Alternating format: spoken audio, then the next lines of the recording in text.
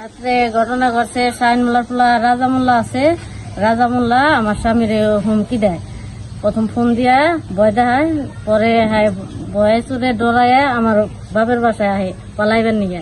বাপের বাসায় আহার পরে ওই মাদক বেচায় ওর দিয়া ব্যবসা করাইব, ওই ব্যবসা করব না।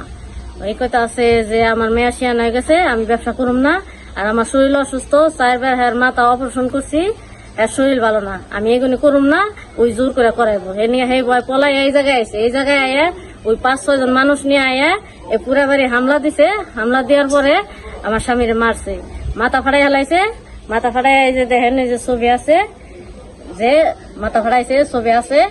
আরে মুখ যাইটা ধরছে, গলায় টিভিটা ধরছে, হ্যাঁ কিছু বলাবার নাই, অজ্ঞান হয়ে পড়ে গেছে। আর হ্যাঁ হাতে লাড়ি মাড়ি অসমস্যা আসলো। কোনো মানুষজন আশেপাশে কি চাপা দেয় নাই, কে ভয় আশেপাশে চাপা পারে নাই। কে মায়ের দৌড় করে সবাই বাড়িতে অত্যাচার করে ভাঙচুর করে পরে বাড়িতে থেকে গেছে। পরে মোবাইল নিয়ে গেছে, মোবাইল নিয়ে গেছিল 2-3টা। পরে যে লাইট লুট নিয়ে গেছে মায়ের দৌড় করে। পরে আর দিতে পালাই গেছে গা। 2 জন আসলো, রাজা মোল্লা আর সেন্টু মোল্লা। এই 2 জনে আসলে এই 2 জনে পালাই যায়, হারা পারে নাই। এ পর্যন্ত এটা সুখ বিচার চাই, এটার বিচার করবেন আপনারা। আপনার কাছে এটাই অনুরোধ।